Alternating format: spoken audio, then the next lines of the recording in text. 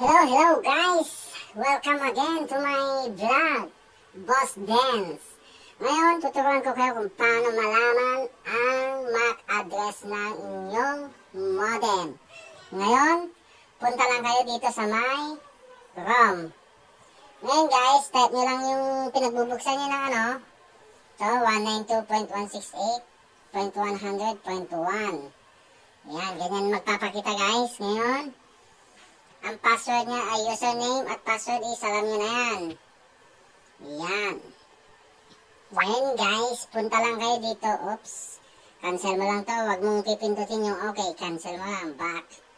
Ayan. Ngayon, punta lang kayo dito sa my system information.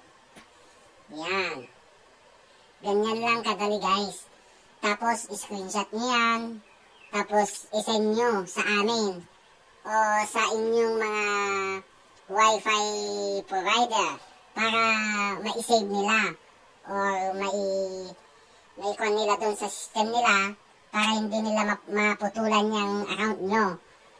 Para may pangalan kung sino yan, gano'n. Yun lang guys. Thank you for watching me.